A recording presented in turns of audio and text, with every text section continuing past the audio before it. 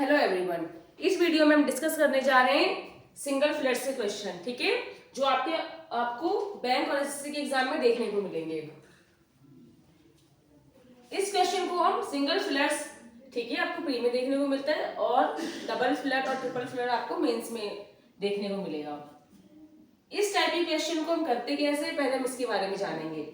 हमेशा single flat हो, double flat या क्लोज टेस्ट, इस टाइप के कोई भी क्वेश्चन आपके पास आते हैं तो इसको आप दो तरीके से कर सकते हो। एक तो आपका ग्रामर स्ट्रांग होना चाहिए, अगर ग्रामर आपका स्ट्रांग है तो भी आप इस क्वेश्चन को कर सकते हो, और सेकंड आपकी वोकैबुलरी बहुत स्ट्रांग होनी चाहिए, तो ये क्वेश्चन फिर कुछ भी नहीं है।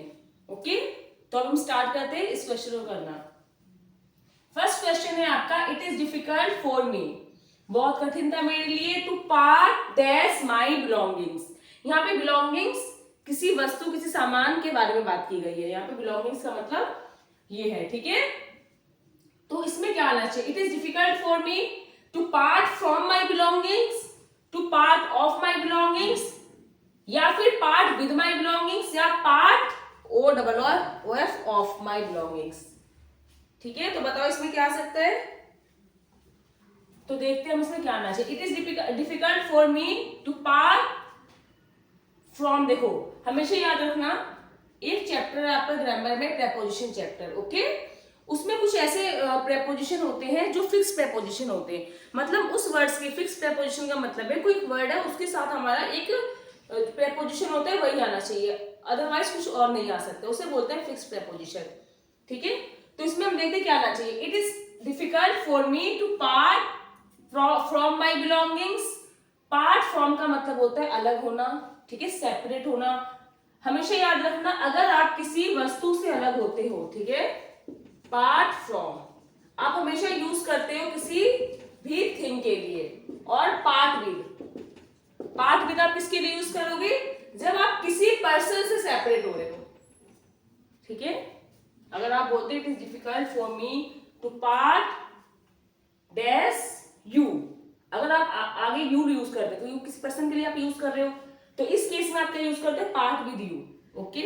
लेकिन अभी क्या है आपके पास, माई बिलोंगिंग्स, तो इसलिए आप क्या यूज करोगे, it is difficult for me to part from my belongings, not with, okay. अच्छा, अब इस ऑफ और इस ऑफ को चेक करते हैं। इस ऑफ का मतलब भी सेपरेट होता है, लेकिन यहाँ पे ये वाला ऑफ या ये वाला ऑफ नहीं आएगा। ठीक है, it is difficult for me to part of my belongings, बिल्कुल गलत, और ये वाला ऑफ भी नहीं आएगा, क्योंकि यहाँ पे सेपरेशन के लिए आपके पास पार्ट फ्रॉम और पार्ट विद गिवन है। Okay,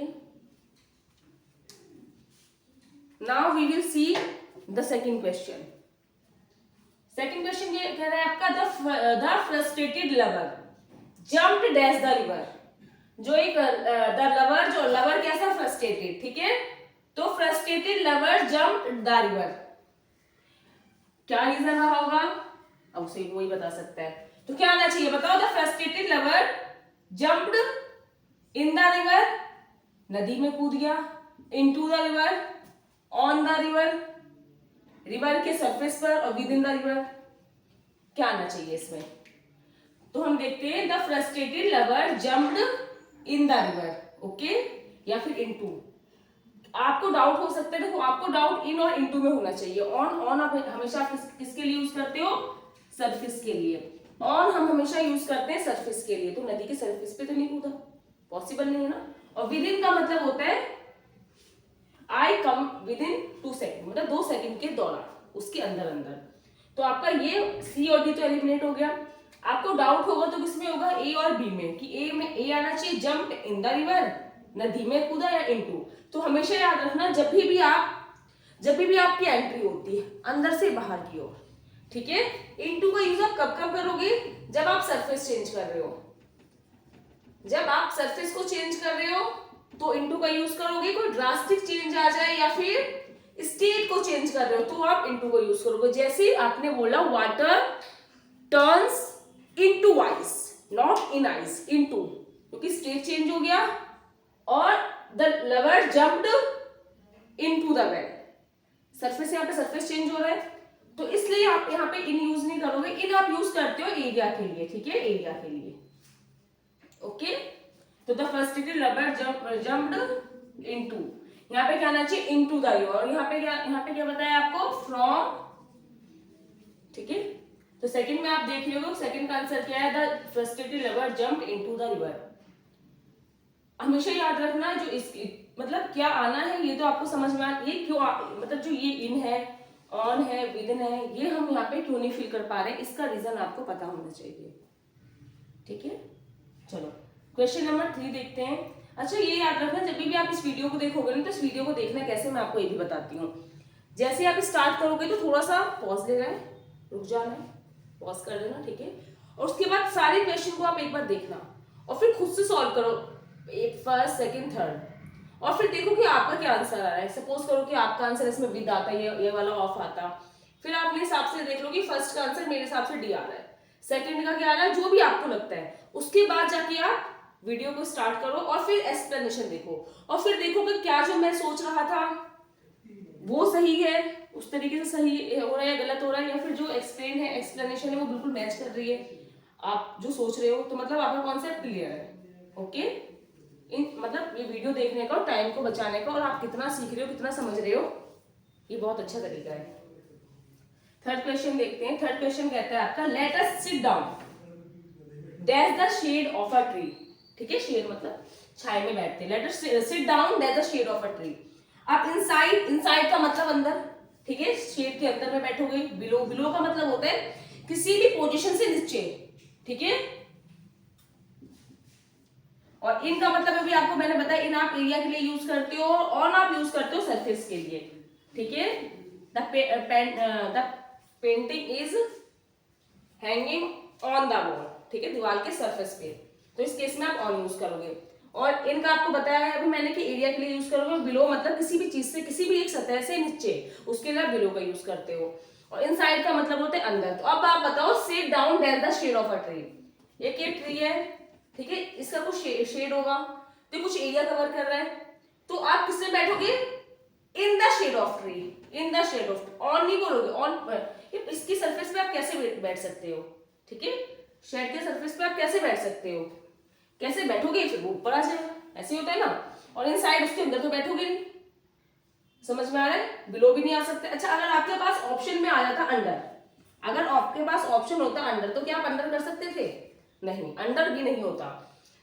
seat down under the shade of a tree, बिल्कुल गलत। हमेशा याद रखना अंडर भी नहीं होगा, क्योंकि अंडर आप करते हो ऊपर को कवरिंग होनी चाहिए, जैसे आप बोलते हो ना cat is sitting under the table, table के ऊपर एक कवरिंग है, इसलिए आप बोल रहे हो अंडर, लेकिन यहाँ पे तो ऐसा कुछ नहीं है ना, कैसे बैठोगे आप बताओ। अगर आप अंडर बोलते हो तो ये क्या आपका ये आपका क्या है, शेड है, आप अंडर कैसे बैठोगे, आप यहाँ पे बैठे फिर ऊपर आ गए, तो ये हो सकता है कि आपने यहाँ पे गड्ढा किया, गड्ढा कर दो और बैठ जाओ इसमें, फिर आप अंडर कर सकते हो, कवरिंग आ गई ना आपके पास, इस केस में आप अंडर कर सकते हो। अदरवाइज नॉर्मल है जो सेंटेंस बोल रहा है, let us sit down in the shade of a tree. समझ में आया आपको। फोर्थ क्वेश्चन देखते हैं, फोर्थ क्वेश्चन कैसे करना है। Every student had to abide, करना चाहिए, अबाइड का मतलब अबाइड किसी भी चीज का अनुपालन करना, abide the rules and regulation. तो हमेशा रखना ये अबाइड एक ऐसा वर्ड है, ऐसा प्रेपोजिशन है जो अपने साथ प्रेपोजिशन, ऐसा वर्ड है जो अपने साथ कौन सा प्रेपोजिशन लेगा, अबाइड बाय, किसी भी चीज को मानना, किसी भी रूल को फॉलो करना। अबाइड इन नहीं आ सकता है, विद नहीं आ सकता है, रूल के साथ नहीं, रूल के अगेंस्ट नहीं। ओके, तो क्या आएगा, हर प्रत्येक बच्चे को abide by the rules and regulation of the होकेब। Now question number 5। Question number 5 क्या कहते हैं, ध्यान से देखिए। All is not well, okay, all is not well dash the automobile sector. All is not well to the mobile sector, of the mobile sector, in the mobile sector और down the mobile sector. तो देखते हैं अब इसमें क्या आना चाहिए। All is not well, बताओ क्या आना चाहिए, टू द मोबाइल सेक्टर, बिल्कुल गलत। टू के बाद आप कुछ भी यूज करते हो तो किसी चीज के लिए बता रहे हो, ठीक है, तो यहाँ पे टू नहीं आ सकता है। आप बोलते हो I am going from Mumbai to Agra, तो ये आप किसी पर्पस के लिए बोल रहे हो, या टू की बात कभी भी V1 कर दो, इन्फिनिटिव आता है। तो ऑल इज नॉट वेल, आप बता रहे हो कुछ भी अच्छा नहीं, कहाँ पे, ऑटोमोबाइल सेक्टर में, तो इसमें क्या आना चाहिए, इन, क्योंकि आप इस पूरे सेक्टर को ले रहे हो, ठीक है, ये जो पूरा ऑटोमोबाइल सेक्टर इसको आप मान रहे हो, तो इसलिए आप बोल रहे हो all is not well in the automobile sector, यानी जो ऑटोमोबाइल सेक्टर है इसकी पूरे की बात करो कि इसमें कुछ भी अच्छा नहीं चल रहा है। अब सिक्स्थ क्वेश्चन में हम देखते हैं कैसे करना है हमें। There a big park in front of our house.